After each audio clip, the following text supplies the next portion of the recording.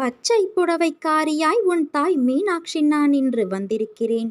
உன் குறை தீர்ப்பதற்காக உன் தாய் மீனாட்சி நான் உனக்காக அனுப்பிய கிளி இது. இதை நீ உடனே தொட்டு விட்டாயல்லவா? இதோ உனக்கான அசரீரி வாக்கினை கேள். உனக்கென்று படைக்கப்பட்டது நிச்சயம் உன்னை வந்து சேரும்.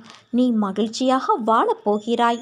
உன் வாழ்வில் மறுமலர்ச்சி ஏற்படும் தருணம் இது என் தங்கமே.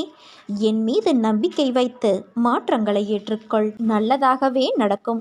தைரியமாக நம்பிக்கையோடு செயல்படு. இந்த வயதில் உழைக்காமல் வேறு எந்த வயதில் நீ உழைக்கப் போகிறாய்? சோர்வு, தோல்வி இவை அனைத்தையும் தூக்கி எறி. அதனால் வார்த்தையை பேசும்போது ஒவ்வொரு வார்த்தையையும் யோசித்து பேசு. உன்னை கோபப்படுத்தும் சூழ்நிலை வந்தாலும் அமைதியாக இரு. கோபத்தில் பொறுமையும் நிதானத்தையும் இழக்காதே. அமைதியாக செல்வது என்பது தோற்பது என்று கருதாதே. தோற்பது முக்கியமல்ல, இறுதியில் யார் நிறைவடைகிறார்கள் என்பதுதான் முக்கியம். உனக்கு பிடிக்காத விஷயங்கள் நடந்தால் அந்த ஒரு நிமிடம் என் நாமத்தை உச்சரி. என்னை உன் நினைவில் கொண்டு வா. மற்றதை நான் பார்த்து கொள்கிறேன். நீ உன்னில் பார்க்கும் அனைத்துமாய் அகிலத்தின் ரூபமாய் உனக்கு உன் அன்னையான நான் இருப்பேன்.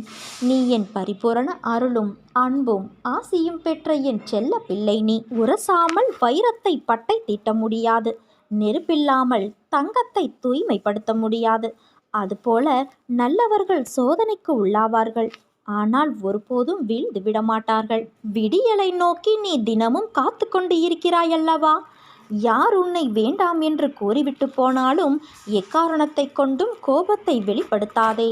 உறவுகள் உன்னை விட்டு போகும் அல்லது வரும். ஆனால் நீ வீணாக புலம்பாதே. எந்தவித பாசமும் நேசமும் நிரந்தரமில்லை. உனக்கு யாருமே இல்லை என்ற ஒரு உணர்வு ஏற்பட்டுள்ளது. அவர்கள் யார்? உன்னை உதறிவிட்டு சென்றவர்கள். உன்னோடு உன் அன்னை நான் இருக்கிறேனே. பிறகு நீ எதற்காக கவலைப்படுகிறாய்? உனது எண்ணங்கள் அனைத்தும் விரைவில் நிறைவேறும். எவ்வளவு தோல்விகளை சந்தித்தாயோ அவை அனைத்தையும் நீ ஜெயிக்கப் போகிறாய். நான் உனது நிழலாக கூடவே வருவேன் என் தங்கமே. அனைவரும் வியக்கும்படி வாழ்க்கையில் உன்னை நான் உயர்த்தப் போகிறேன். அடிக்கடி நீ என்னை மறந்து போகிறாய். உன் கவனம் சிதறாமல் பார்த்துக்கொள்.